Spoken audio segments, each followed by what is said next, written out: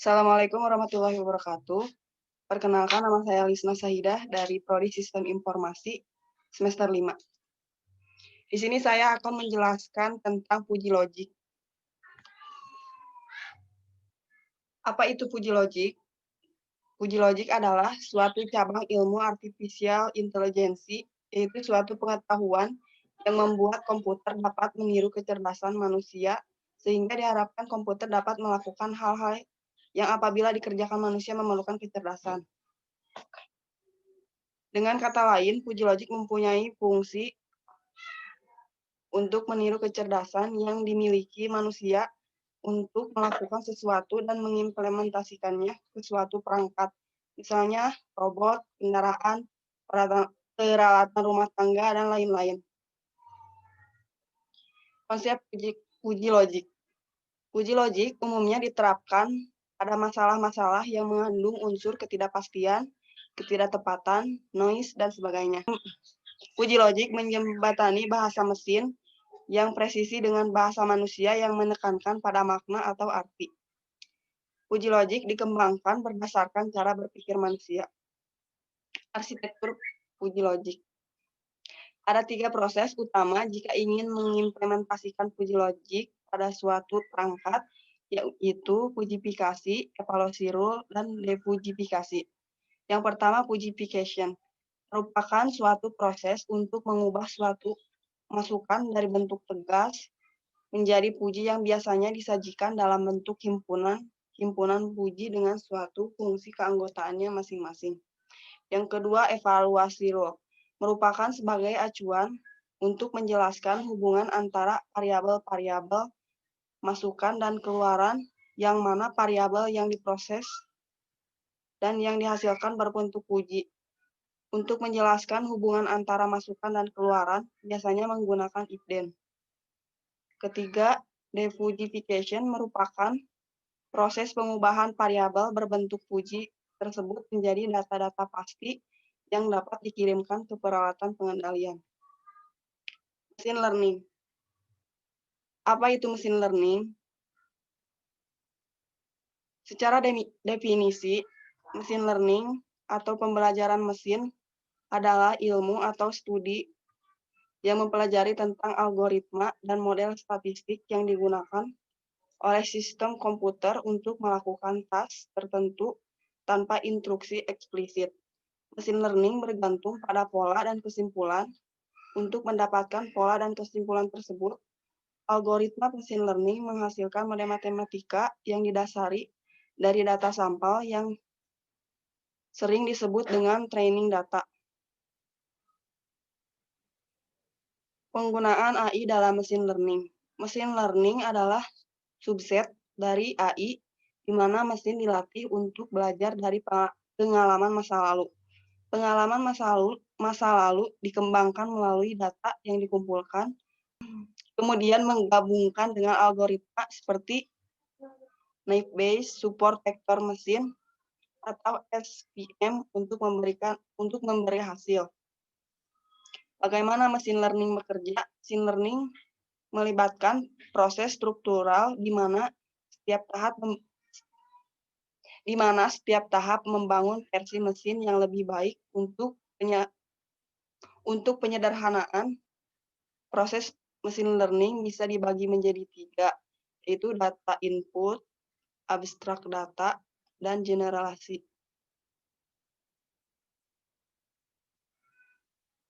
Ada beberapa teknik yang dimiliki oleh machine learning.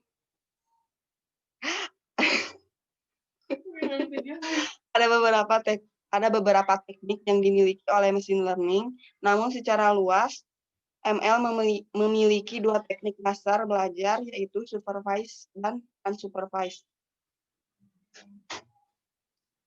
Yang pertama, supervised learning. Teknik supervised learning merupakan teknik yang bisa kamu terapkan pada pembelajaran mesin yang bisa menerima informasi yang sudah ada pada data dengan memberikan label tertentu. Misalkan kamu mempunyai sejumlah film yang sudah kamu beri label dengan kategori tertentu. Selain itu, kamu juga punya kategori lain, misalkan kategori film horor seperti The Conjuring dan IT. Yang kedua, unsupervised learning. Teknik unsupervised learning merupakan teknik yang bisa kamu terapkan pada machine learning yang digunakan pada data yang tidak memiliki informasi yang bisa diterapkan secara langsung.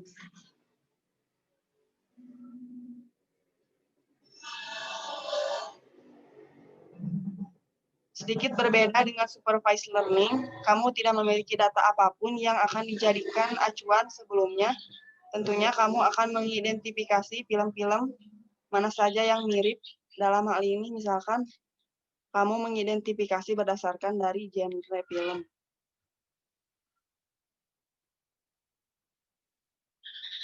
Di mana setiap tahap membangun versi mesin yang lebih baik untuk penyederhanaan. Proses machine learning bisa dibagi menjadi 3, yaitu data input, abstrak data, dan generalisasi. Ada beberapa teknik yang dimiliki oleh machine learning, namun secara luas, ML memiliki 2 teknik dasar belajar, yaitu supervised dan unsupervised. Yang pertama, supervised learning. Teknik supervised learning merupakan teknik yang bisa kamu terapkan pada pembelajaran mesin yang bisa menerima informasi yang sudah ada pada data dengan memberikan label tertentu. Misalkan kamu mempunyai sejumlah film yang sudah kamu beri label dengan kategori tertentu. Selain itu, kamu juga punya kategori lain, misalkan kategori film horor seperti The Conjuring dan IT. Yang kedua, unsupervised learning. Teknik unsupervised learning merupakan teknik yang bisa kamu terapkan pada machine learning yang digunakan pada data yang tidak memiliki informasi yang bisa diterapkan secara langsung.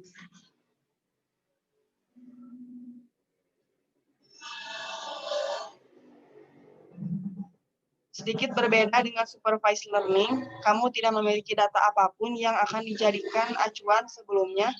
Tentunya kamu akan mengidentifikasi film-film mana saja yang mirip.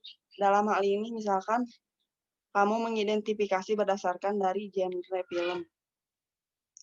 Assalamualaikum warahmatullahi wabarakatuh. Perkenalkan, nama saya Ana Septiana, Prodi Sistem Informasi semester 5. Di sini saya akan menjelaskan tentang Artificial Neural Network atau ANN. ANN atau jaringan saraf tiruan merupakan set algoritma yang bekerja seperti jaringan saraf otak manusia, di mana neuron saling terhubung satu dengan yang lainnya, bekerja untuk memproses informasi. Tujuan utama dari ANN adalah menjadikan komputer memiliki kemampuan kognitif seperti otak manusia, memiliki kemampuan problem solving, dan dapat melakukan proses pembelajaran.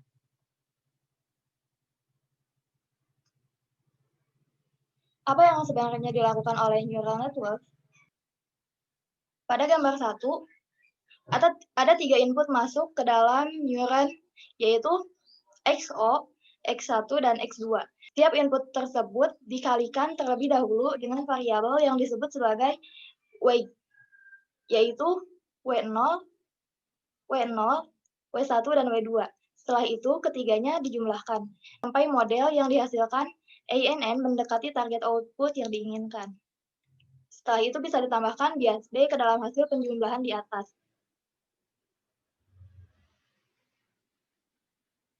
Nilai bias ini tidak datang dari input layer. Dia seperti intercept dalam persamaan linier, ditambahkan untuk mengatur agar hasil perhitungan lebih akurat. Setelah semua penjumlahan di atas dilakukan, neuron akan dimasukkan ke dalam fungsi yang disebut activation function. Activation function mengatur apakah neuron tersebut harus aktif atau tidak. Arsitektur Artificial Neural Network atau ANN adalah sekumpulan neural yang terorganisir dalam lapisan-lapisan layer. Di antaranya, yang pertama adalah input layer, di mana lapisan yang membawa data masuk ke dalam sistem untuk kemudian diproses pada layer selanjutnya. Yang kedua adalah hidden layer, di mana lapisan antara input layer dan output layer, di mana artificial neuron yang memiliki sekumpulan input pembobot atau weights dan prosedur untuk menghasilkan output neuron melalui activation function. Yang ketiga adalah output layer, yaitu lapisan terakhir dari neuron yang menghasilkan output system. Ini adalah salah satu contoh gambarnya.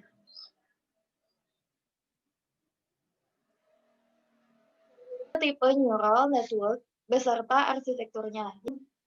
Yang pertama adalah feed-forward neural network, yaitu neural network paling sederhana. Informasi masuk dari input layer menuju hidden layer sampai output layer dalam satu arah. Yang pertama adalah single layer perceptron, yaitu neural network paling sederhana adalah single layer perceptron yang hanya memiliki single layer output node. Single layer perceptron hanya mampu digunakan untuk permasalahan yang bersifat linearly separable, artinya batas-batas output didefinisikan jelas dan hanya memiliki dua kemungkinan. Yang kedua adalah multi-layer perceptron, yaitu multi-layer yang melibatkan banyak layer yang saling terhubung dengan cara feed-forward, di mana tiap neuron pada layer terhubung dengan semua neuron di layer selanjutnya. Yang kedua adalah radial basis function atau RBF. RBF ini menggunakan radial basis function sebagai aktivasi fungsinya. RBF mampu menyelesaikan permasalahan function, time series prediction, klasifikasi, dan sistem kontrol. Input value X digunakan untuk semua input radial basis function pada hidden layer. Dan output network merupakan linear kombinasi dari semua output RBF dan hidden layer. Ini adalah contoh gambarnya. Yang ketiga adalah convolutional neural network atau CNN, di mana CNN dalam deep learning tergolong ke dalam deep neural network yang banyak digunakan dalam analisis citra. Convolution layer adalah kunci utama CNN. Input layer CNN merupakan sekumpulan filter atau kernel berupa matriks dua dimensi berukuran kecil. Jenis-jenis activation function yang pertama adalah identity, di mana identity ini merupakan fungsi yang akan mengembalikan nilai yang sama dengan input yang diberikan. Yang kedua adalah binary step. Binary step adalah fungsi yang akan mengembalikan nilai 1 jika input X lebih dari 0, dan akan mengembalikan nilai 0 untuk input X kurang dari 0, sehingga Fx hanya akan memiliki output nilai 0 atau 1. Yang ketiga adalah sigmoid atau logistic function. Sigmoid atau function dikenal juga dengan istilah logistic function, akan menghasilkan rentang nilai 0,1. Yang keempat adalah restive linear unit, di mana restive linear unit ini memiliki kelebihan dalam network yang diinisiasi secara random. Hanya 50% dari hidden layer yang akan diaktifasi. Yang kelima adalah leaky restive linear unit, di mana leaky ReLU function merupakan memperbolehkan sedikit nilai gradien positif saat unit tidak aktif. Yang keenam adalah softmax. Softmax function, atau disebut juga softmax regression, adalah bentuk logistik regression yang input value-nya dinormalisasi ke dalam probability. Selanjutnya adalah kecerdasan berkoloni atau swarm intelligence. Jika kita mencermati lingkungan dan alam sekitar, ada banyak fenomena yang menarik untuk dicermati. Manusia memanfaatkan hal tersebut untuk belajar sesuatu dan melahirkan ilmu-ilmu tertentu yang terus dipelajari dan dikembangkan sampai sekarang ini. Contohnya adalah fisika, astronomi, pertanian, dan sebagainya.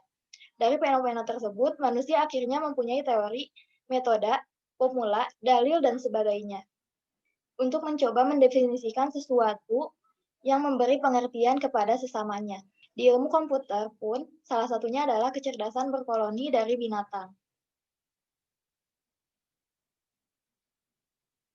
Tingkah laku hewan tersebut memberi inspirasi kepada para peneliti dan ilmuwan untuk melahirkan sebuah teori ataupun algoritma.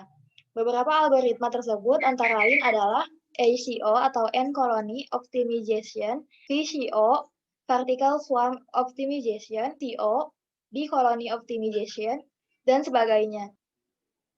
Tabel 1 menunjukkan jenis algoritma dan sumber inspirasinya.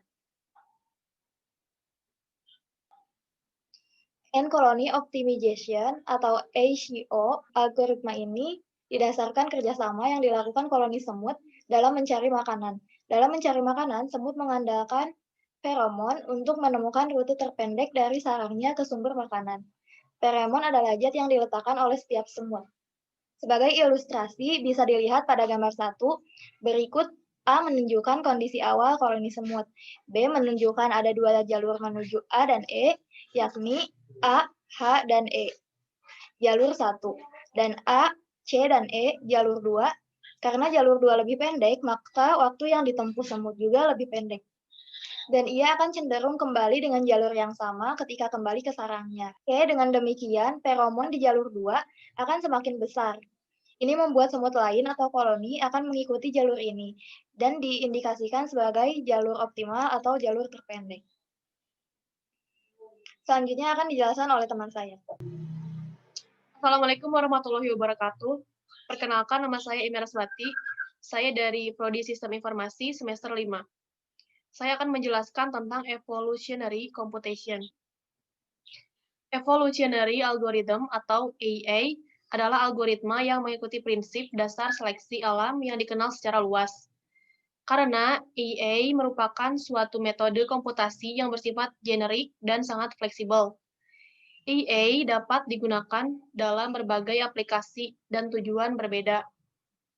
Aplikasi tersebut secara garis besar bisa dibagi dalam 5 kategori, yaitu perencanaan atau planning, perancangan atau desain, simulasi dan indikasi atau simulasi dan identifikasi, kontrol, dan pengelompokan atau klasifikasi.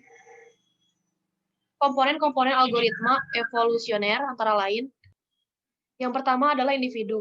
Dalam algoritma evolusioner, individu adalah kandidat solusi untuk permasalahan yang ingin dicari solusinya. Individu membentuk populasi.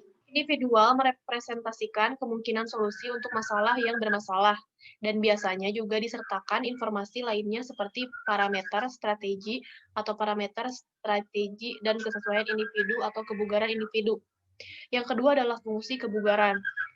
Idealnya, suatu fitness function dapat mengukur kualitas suatu individu atau kandidat solusi seakurat mungkin, namun desain dari fungsi fitness juga akan memiliki batasan tentang kekuatan pemrosesan, latar belakang pengetahuan, dan persyaratan yang ditentukan pengguna.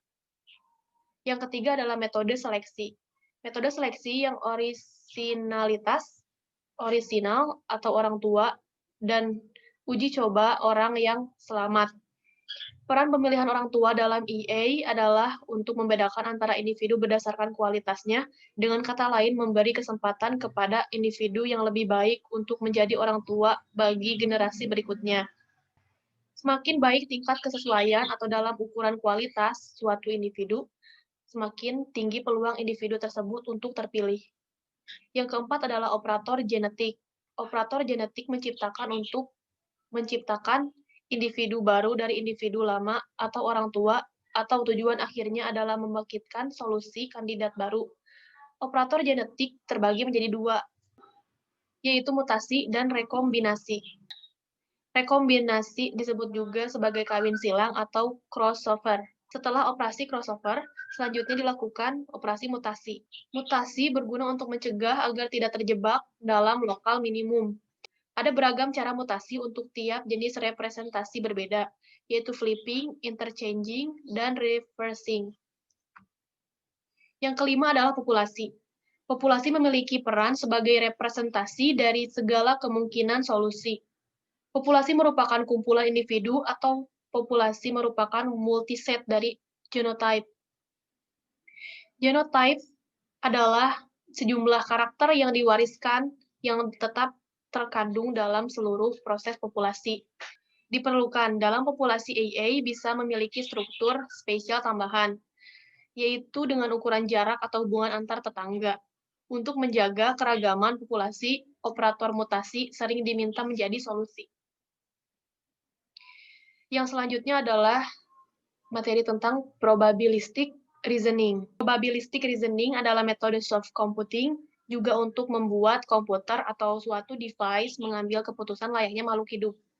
Jadi, dari semua data-data yang sudah dimiliki, metode ini memberikan pola-pola tertentu untuk mengambil keputusan.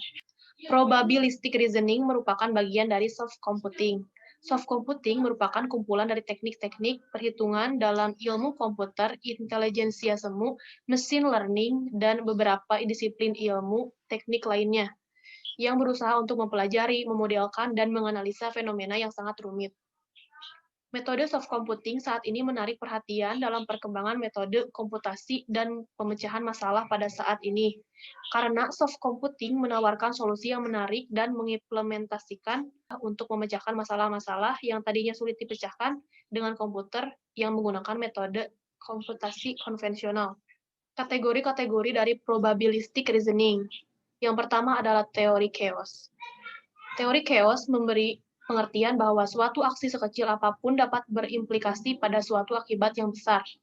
Teori chaos menuntut perubahan model mental yang sama sekali baru dan kreatif dari sang pengambilan keputusan.